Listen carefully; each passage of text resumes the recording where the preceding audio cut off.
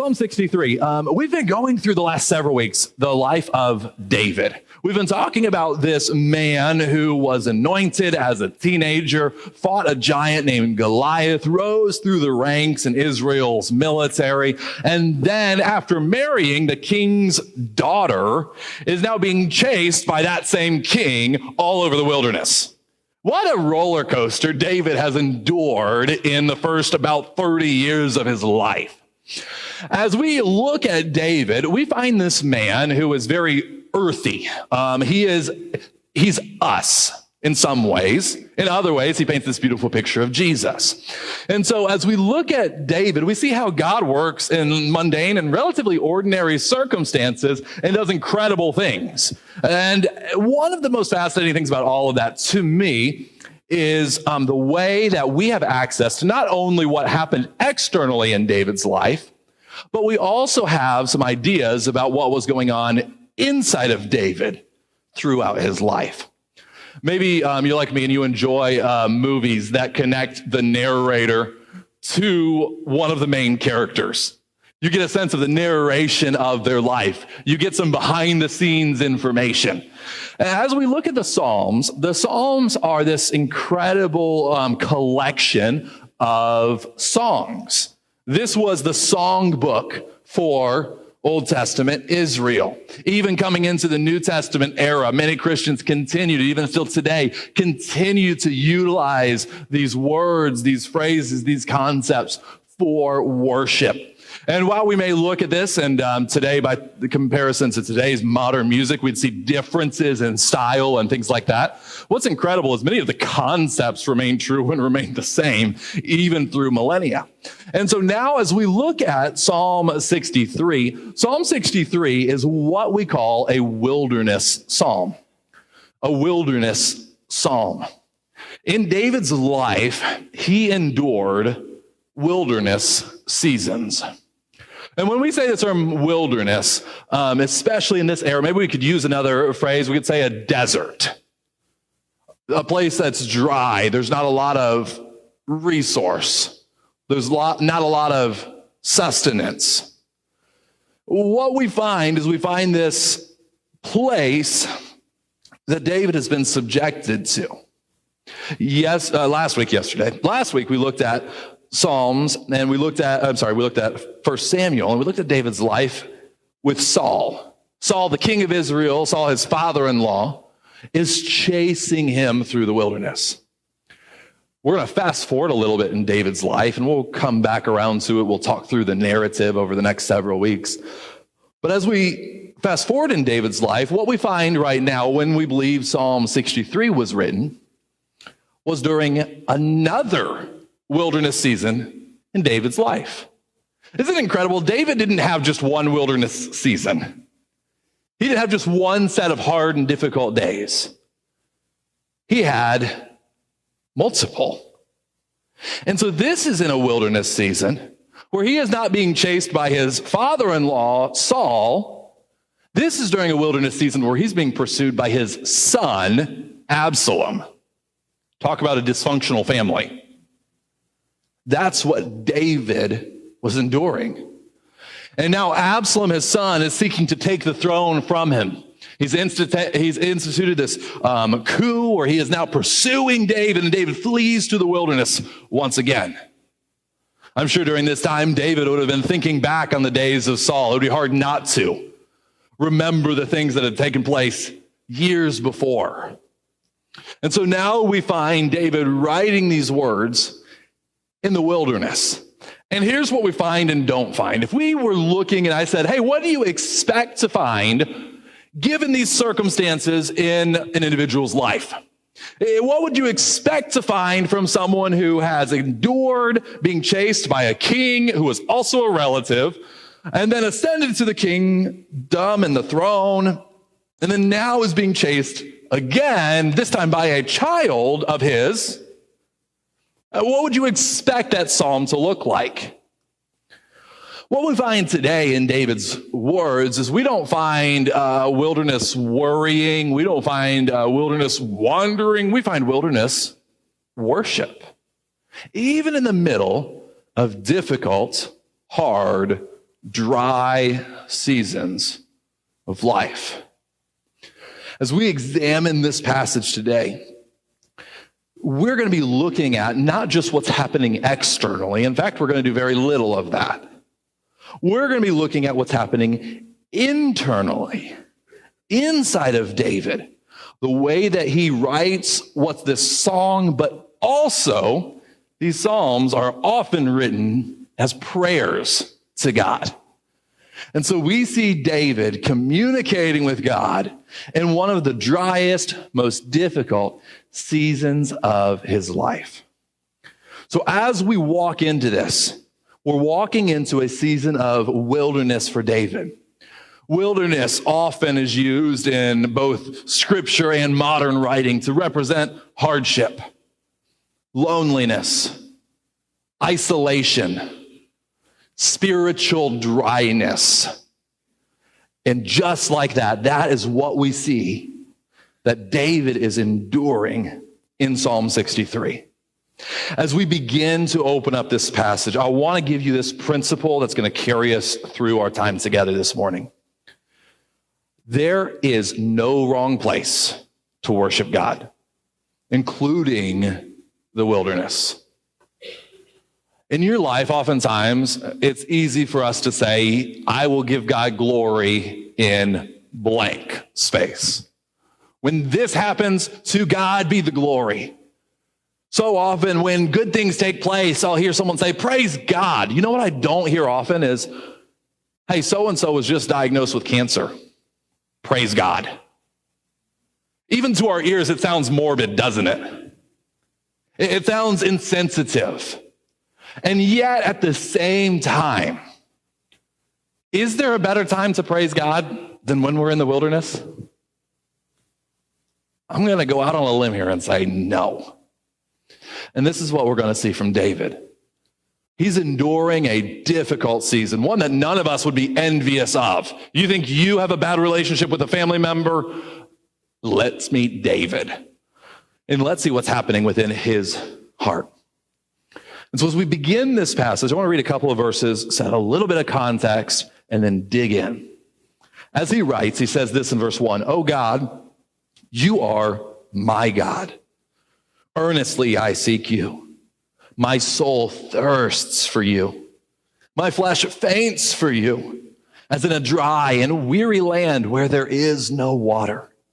So I've looked upon you in the sanctuary, beholding your power and glory. Because your steadfast love is better than life, my lips will praise you.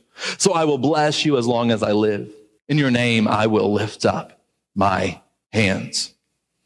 And so as we see this, we see immediately David reflecting on his needs. His soul is thirsting and his flesh is fainting. And as we get into this passage, I want to kind of set up this, and I want us to have an understanding of verse number 1, then we're really going to get into the meat of the outline. So this is still introductory. Notice what he says. My soul and my flesh are thirsting and fainting for you in a dry and weary land where there is no water. As we get into this passage, I think it's really important for us to understand what he's saying here. Sometimes when we read this word flesh is an interesting word in the Bible, because sometimes as we read this word flesh, that word is talking about our sinfulness, the things that dwell in us, our thoughts, our affections. Sometimes that word flesh means this, your body. So it can be used in a couple of different ways. And I want to be really careful today to not equate those two things together. Even though a similar word or the same word can be used, there are different concepts here. And what is David writing? He's saying, my soul, my innermost being thirsts for you, so much so that my body is exhausted because I'm chasing after you. You ever notice that during the hard seasons of life, it may not even be a physically hard season of life for you. It may merely be a mentally hard season of life for you. But how does our body respond to that? Isn't it incredible how exhausted we feel as our emotions, our minds, our souls are restless? Our body joins in with that call. Because understand this, we are spiritual beings. You are more than just merely a body. You're not even this. Some would propose and say that, oh, we're a body with a soul. I would go as far as to say you are a soul that has a body. Because there will be a part of you that if you believe in Jesus Christ and you have confessed him as your Lord and your Savior, you will continue to live long after this body is gone. What a wonderful hope. But here we see that David is just so consumed with Jesus, so consumed with God that his soul is thirsting after him. And as we dig into this, I want you to understand this principle. You can be in the wilderness without the wilderness being in you. You can be in the wilderness without the wilderness being in you. Here's what I mean by that. There will be days that you are in the middle of a dry place, a dry season. That will happen. But that doesn't mean that you have to walk away from God or wander to a place where he is not. God is with us, even, and I would even say especially in these wilderness moments. And in fact, some songs can only be sung in the wilderness. Some prayers are not prayable from the garden where things are simple and easy and fruitful.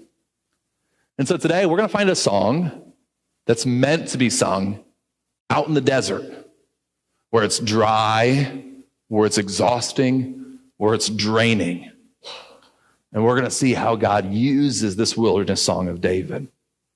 As we examine this today, I want to encourage you in 3 ways that you and I can follow David's example as he is pouring out his heart to worship in the wilderness. First, what we see is this. Watch how he begins. Oh God, you are my God. Earnestly I what? Seek. Earnestly I seek you. See, one way that we can continue to worship in the wilderness is we pursue God. We seek after him. And not only does he say that I seek after God, but watch how he says he seeks. He says, earnestly I seek you. Or there's a couple of different ways to translate this Hebrew word. How many of you, the version of the Bible that's in front of you, has a word that's different than earnestly? What's the word that's different than earnestly?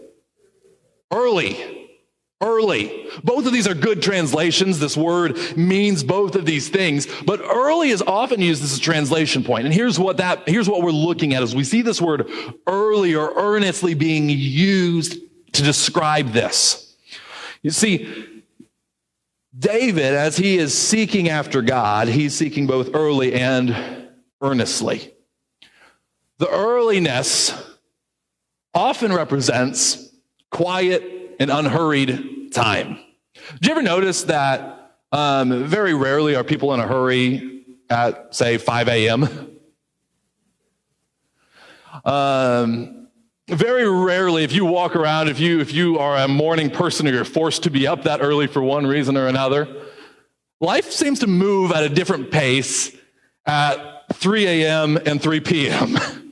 You ever observe that? Not only that, but I also think as we look at this idea of early, not only early in the day, but also early in our lives go through this cycle of pull and busyness and stress. And in fact, you know what's amazing to me is the least happy or the most stressful, how some of these studies word it's different, but time in your life is about 35 years old. Before you're 35, things begin to ramp up, and then at 35, for most people, happiness or stress becomes a peak, happiness becomes a valley. And then as we grow a little bit older, we begin to enjoy life more again, and we understand and learn some things that those of us in our 30s are still trying to figure out. But what do we see? We see that early in our day, early in our life, are prime times to seek after God. Because not only is it about a season, it's not really even mostly about a season of the day, but really what it's speaking to is this, our priority. Our priority. If we set before you, you have 2 things that you can accomplish today. One is important, it is urgent, it has necessity. One is unimportant, one has no urgency and no necessity. They are equally as difficult. They will take the same amount of time. Which of those are we going to choose? Hopefully the productive one, right? When we look at the way that we respond to God, when we look at the way that we pursue after God, David says this needs to be something that is done early and earnestly. And I think this is what he is trying to communicate. He's communicating, Lord, I am setting aside unhurried time with you. How many of you ever feel unhurried? No one. Let me pose this question. You can see it on the screen.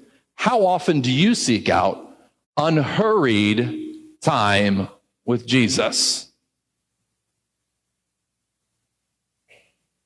Key word in there, right? If I asked you how often you seek out time with Jesus, I think most of us would say, yeah, absolutely, I seek out time with Jesus. How many of us seek out unhurried time with Jesus? Certainly. How often does that take place? You see, unhurried time with Jesus is seeking him early and earnestly. It's saying, God, you are a priority. And so if it means that I have to take a day off of work, it means I have to find a different place to go to be able to seek you out. If it means I have to go out where I will not be bothered, I have to leave the phone behind, leave the watch behind, leave the things behind. God, I'm going to go and I'm going to seek you. David, in the middle of this season, could have had a lot of other things that he was doing rather than seeking out God, right? David is in the middle of this wilderness. He is being pursued. He is on the run. Certainly, he has a natural inclination to feeling anxious and to feeling hurried. But yet, he says, God, you are my God. I'm going to seek you early and earnestly. But understand this. When we make unhurried time with Jesus a priority, there's a certain difference that exists within our lives. You see, without Jesus, we need things to be a certain way.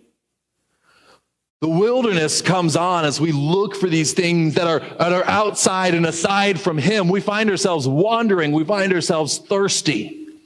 But when we seek Jesus first, we have the opportunity to just enjoy everything else because we've been refreshed, we've been restored, because of that unhurried time. And look how David says he thirsts. He says, my soul, it thirsts for you. How much? My flesh faints for you, as in a dry and weary land where there is no water. He continues and he says, I have looked upon you in the sanctuary. What's he speaking of? He says, I'm in the wilderness now, but I've seen those good days. I've been in the sanctuary. And you know what he's saying is he's not saying, I behold the sanctuary. He's saying, I see you in the sanctuary. So even in the middle of the sanctuary, even this room today is one that can be called in some circles a sanctuary, right? He's saying, I'm not looking at the beauty of the sanctuary. I'm looking at the beauty of the one who inhabits the sanctuary.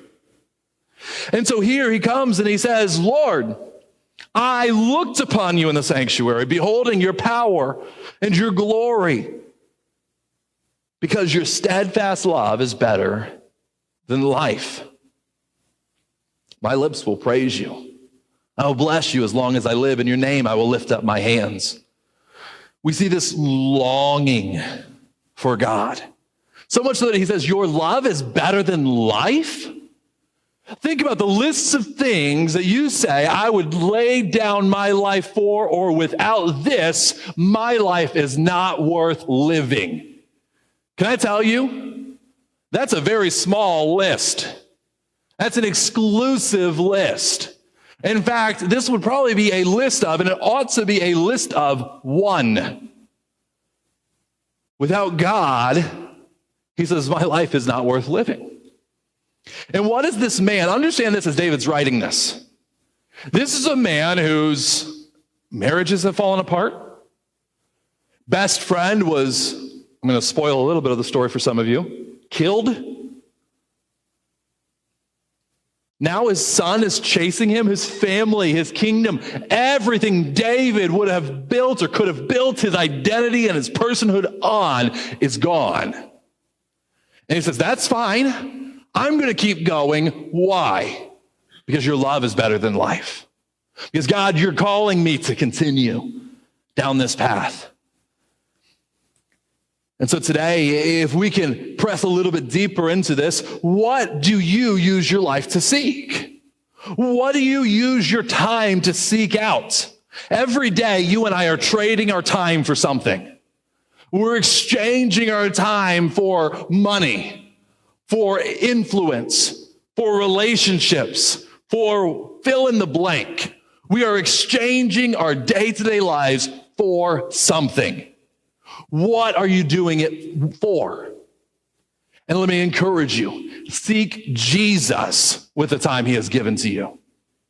Seek Jesus with the time he has given to you. Because can I tell you what's going to happen to that wealth? It's going to fade away. It's going to be gone. Can I tell you what's going to happen to those achievements?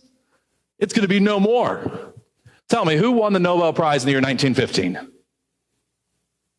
None of you. Wow, incredible. And we look at that as this great achievement.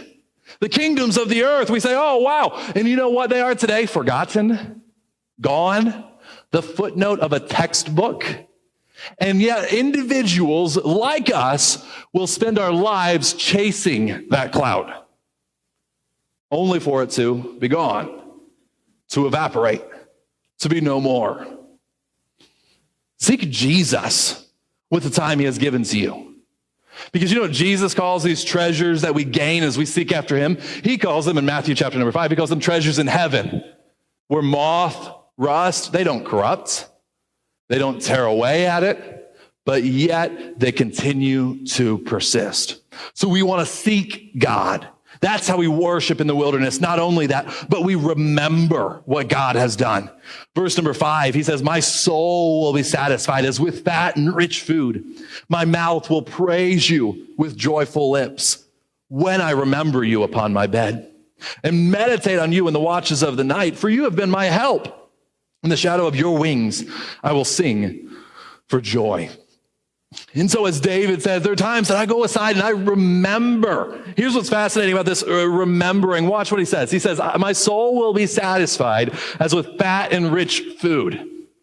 He's comparing to this to like after a good meal. You guys ever been there where you had this meal and you're just like, man, it was so good. It was delicious. We're not counting calories today. We're not worrying about those things. But now I've eaten, I am full. And you've been at the place where someone says, hey, do you want? And you said, I couldn't eat another bite. He's saying, not that my body is filled in that way, but what is? My soul. Saying, my soul is so filled with you, God. There's nothing else I could hunger for. There's nothing else that my appetites crave. I don't need the accolades. I don't need the resources. I don't need any of that because God, you are enough. And in you, I'm full. And so he says, my soul is filled as with fat foods and rich foods. Because of this, my mouth will praise you with joyful lips. When? I can just say this. David would not have made a good roommate because he writes, my mouth will praise you with joyful lips when I remember you upon my bed. Can you imagine waking up in the middle of the night to your roommate praising Jesus with joyful lips? Okay, cool. At the same time, think about this with me. Why is he writing it in this season? You ever notice how there are certain times of the day and certain seasons of life that we become more anxious? Oftentimes, the nighttime, when our bodies are tired and our minds are tired, when nothing else is there to distract us or interrupt us. This is when the enemy comes. This is when our anxiety, when our fears, they become almost tangible in the night. David says, in the middle of those moments, what am I doing? I remember upon my bed and meditate on you in the watches of the night. What is he meditating on? You have been my help. In the shadow of your wings, I will sing for joy. So he uses this word remember, and then he presses deeper into it, uses this word meditate. What does it mean to meditate on God, to meditate on the scriptures? Watch this. Meditating on the scriptures is applying who God is to your circumstances. In the middle of the valleys of your life, who is God? Who is God? Is God good in the middle of it? Is he faithful in the middle of it? Is he the one who sees and knows all and is in control of all things? The one that nothing happens without the permission of? Is that who God is? Because if it is, then as we meditate on the scripture, we can apply that truth of God to the circumstances that we are walking through. And you know what that ought to do? That ought to change our perspective on our circumstances. That ought to help us see our circumstances in a totally different light. Because you see, in those moments where we are just hurting, we are in pain, we have a great physician. In the moments where we are just tired, we have one who calls to us and says, come who are weary, come those with a heavy burden, I'll give you rest. We're overwhelmed at times. He says, no, take my yoke upon you. It's easy. My burden, it's light. Those moments that we feel alone, we have a friend that sticks closer than a brother. And so even in those days, in those moments where the thoughts are intrusive and they are unwelcome, and yet they pervade and they invade and they come into us, we have the opportunity to take God and introduce God into those things that are going on as we meditate on him. Because understand this, he is your help. Watch what it says here. You have been my help. In the shadow of your wings, I will sing for joy. When we think of shadows, especially in a metaphorical sense, oftentimes we think of shadows as being what? As being fearful times. It's darkness. We can't see. We can't navigate. Perhaps the best known use of the word shadow in the scripture it comes from Psalm 23, another Psalm of David. As he writes and he says, yea, though I walk through the valley of the shadow of death. Sometimes, oftentimes, I would say for myself, and if we're being honest, I think for most of us, when that shadow is cast over us, we look around and we say, wow, it's dark. I can't see where I'm going. I am anxious or I'm afraid. You guys want to know one of the dumbest things I've ever done? No, you guys don't want to. Never mind. Okay. So in college, it always begins that way, right? When you talk about one of the dumbest things, it either starts in high school or in college, right? So in college, I lived in Southern California, and I was picking up a friend of mine from the airport. We lived about an hour away from LAX after traffic. During traffic, it was more like 3, but doesn't matter. We decided to take a scenic route. It's called the Angeles Forest Highway. It runs from Los Angeles through these mountains, curves, winds, does all these things, back up to the part of California that we lived in. And so during this time, I came in, picked up my friend. I had a Chrysler Sebring convertible that I drove at the time. And so the weather was just perfect summer California night. It was warm and dry. And so I put down the top on this convertible. We were driving through this mountain highway, and it's about 11:30, maybe midnight, late at night, late in the evening. It's dark. I mean, black, dark. As we're driving through this, it was me, another friend that went with me to go pick up our third friend. As we're driving through this, the friend that we had picked up, who is actually a pastor now, he's sitting in the back seat, right? And in the back seat, he begins to get a little anxious driving through this dark road at night. I had driven it a good amount. I was pretty familiar with it. He was not. And so it's a new thing for him. It's a new experience for him. Being the good friend that I am, I decided to have a little fun. We came into, and you could see all these stars. It was just incredible. Even with the headlights, you could see these stars. You're in the middle of nowhere. There's no street lights. There's nothing. There were a few times that the road wove in and out of the mountains through these long tunnels. These tunnels are, in that stretch of the road, were always straight line for sometimes hundreds of meters, just hundreds of yards, whatever metric you want to use. You're going in the same direction. And so we came into this tunnel. I looked over at my friend in the passenger seat and I said, "Hey, watch this." And as we got into that tunnel, I turned off the lights in the car. So I wasn't driving quickly. I was probably going about 30 miles an hour, so fast enough to be stupid, in a straight line. I turned the lights off in this tunnel. We are going 30 miles an hour. It is pitch black in this tunnel. Those of you who are younger and don't know if this is a bad idea, this is a bad idea. Very bad idea. Do not do this.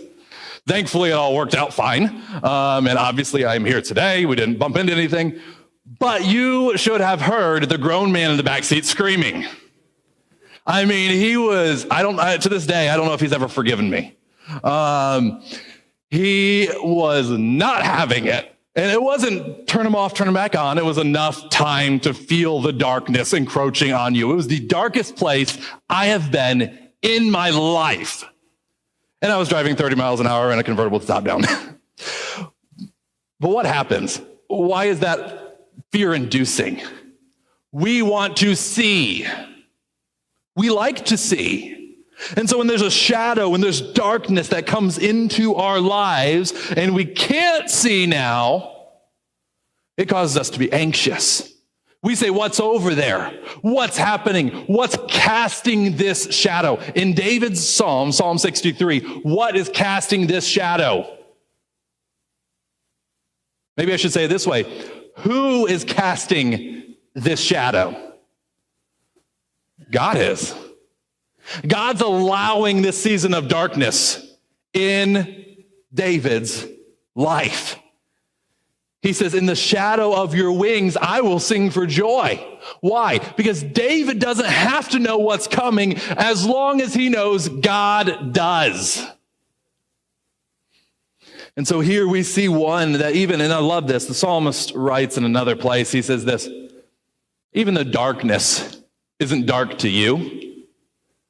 In those moments where our eyes can't see, our eyes can't perceive, we don't know what's ahead, God's never been surprised.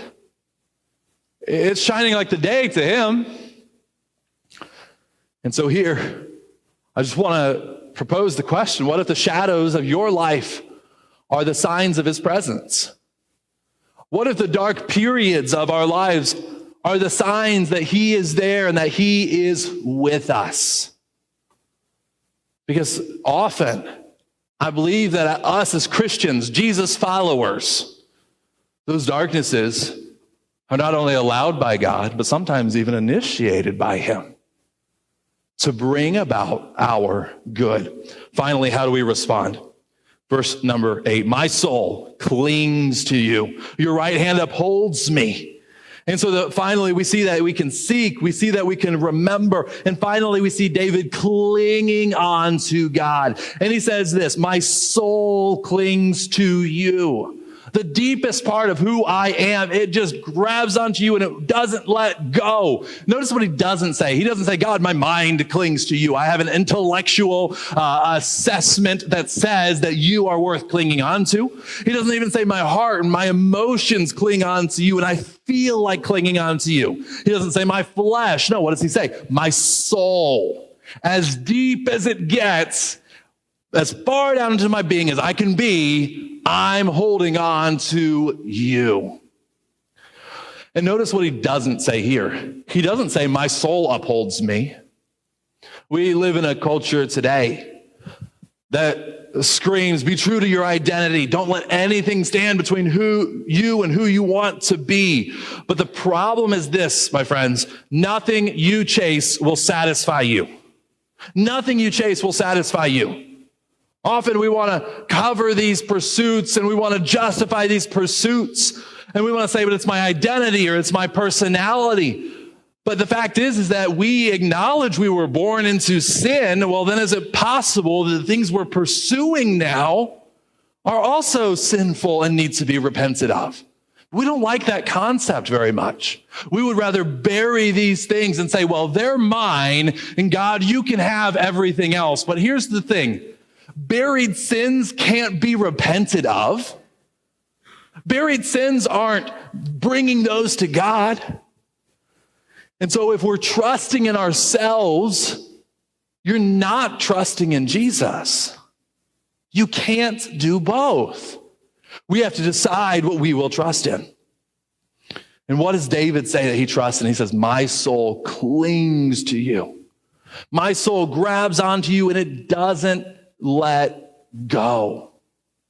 Imagine this maybe as if you are carrying a young child. You pick them up, and what do they do instinctively once they hit a certain age? They kind of wrap their arms around and they hang on tight often, right?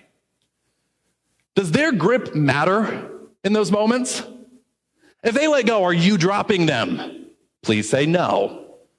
If they say yes, you are not allowed to work with kids here. No, it doesn't matter, right? If they let go of you, if their grip slips, it's okay. Because why? Because you are holding them. And you're not going to drop them. And yet, even still, David says, I'm going to cling to you like my life depends on it. But it's okay because watch. Your right hand upholds me. Even if my grip slips, maybe I shouldn't say if, maybe I should say when my grip slips, who's holding me? Well, God is.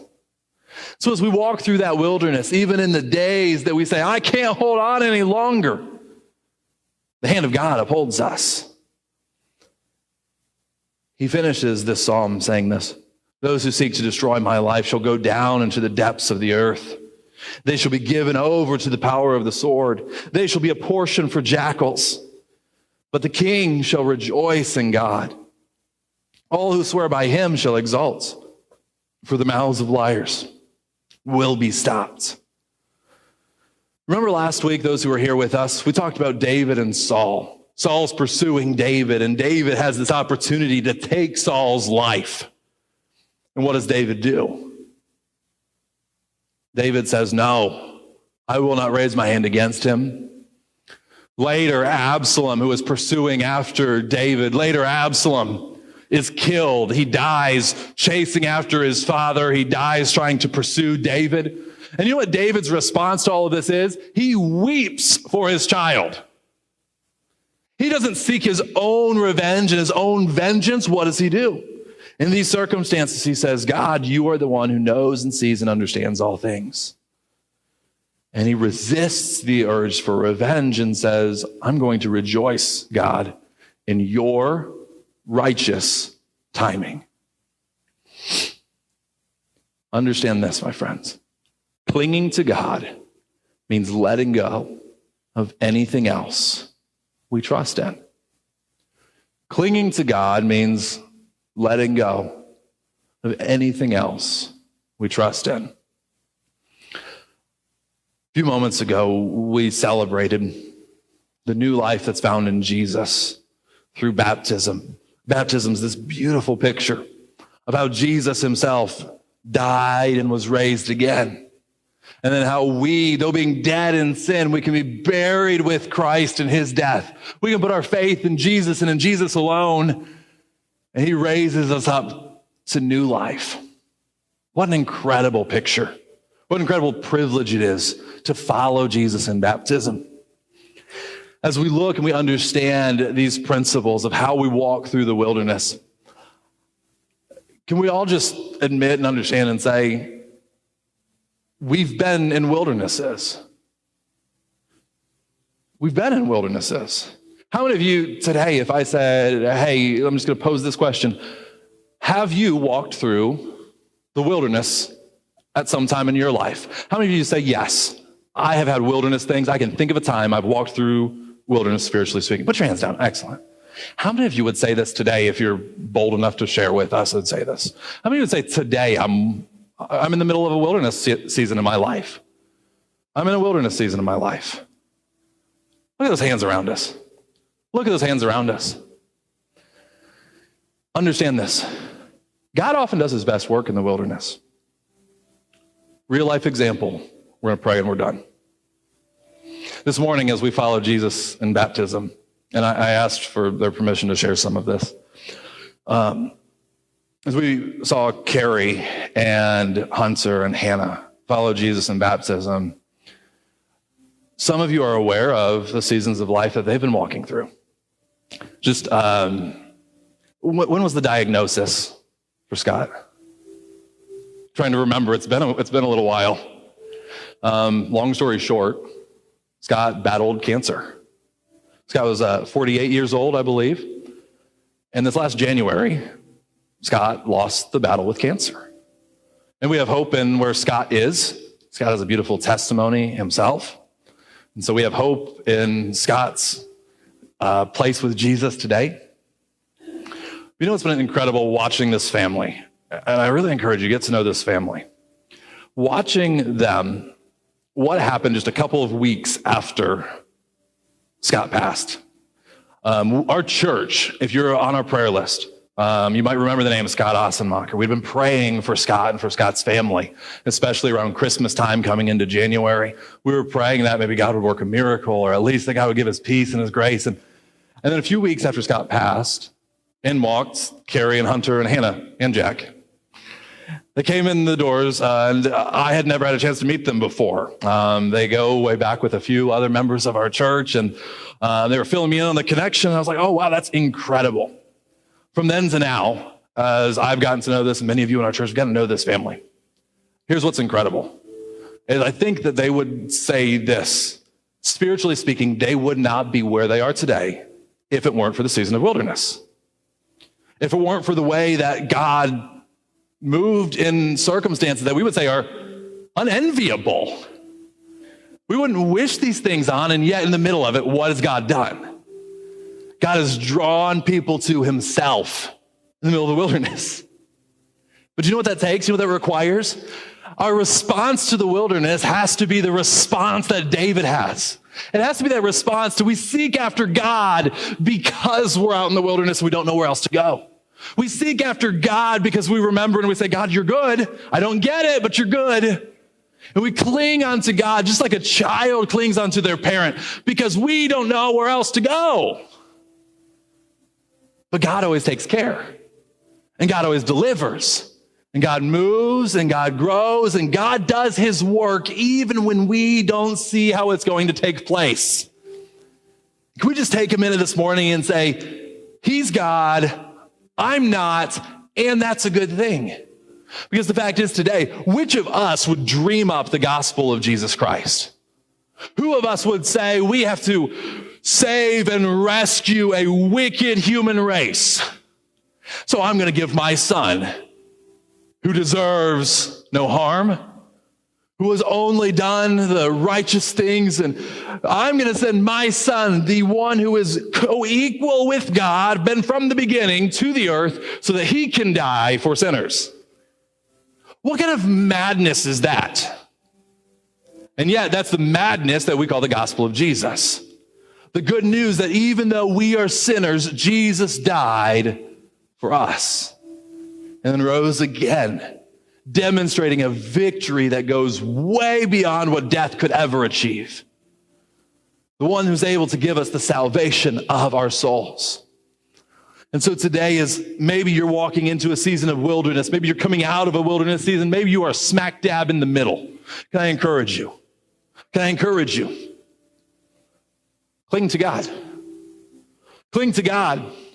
Not God and, not Jesus and, not Jesus plus, not Jesus mixed in with. No, cling to Jesus. He is the only thing, the only one that is worthy of your faith and mine.